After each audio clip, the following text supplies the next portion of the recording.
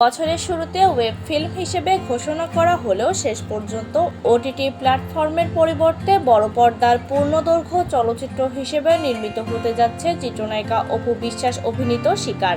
নির্মাতা কামরুজ্জামান রোমানের পরিচালনায় চলতি মাসেই সীমান্ত এলাকার থ্রিলার গল্প নিয়ে তৈরি এই সিনেমার শুটিং শুরু হচ্ছে।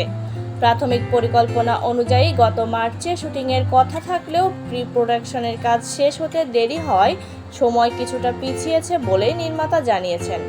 জানা গেছে, এই প্রজেক্ট নিয়ে প্রযোজনা প্রতিষ্ঠান রেজা ফিল্মসের সঙ্গে আলোচনা করলে তারা সম্মতি দেয়।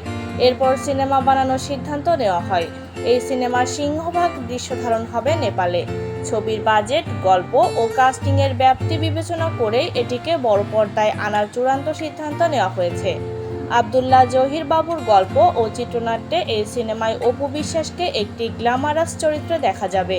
এতে তার বিপরীতে অভিনয় করবেন ছোট পর্দার অভিনেতা মুর্তজা পলাশ। শুটিং শুরুর আগে সিনেমার গানের রেকর্ডিংয়ের কাজ গুছিয়ে নেওয়া হয়েছে।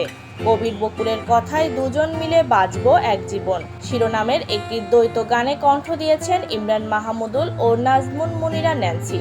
গানটির সুর ও সঙ্গীত করেছেন ইমরান নিজেই।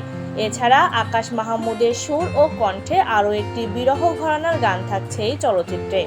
আরও জানা গেছে, চলতি মাসের মাঝামাঝি সময়ে ক্যামেরার সামনে দাঁড়াতে পুরো ইউনিটের নেপালের উদ্দেশ্যে ঢাকা ছাড়ার কথা রয়েছে।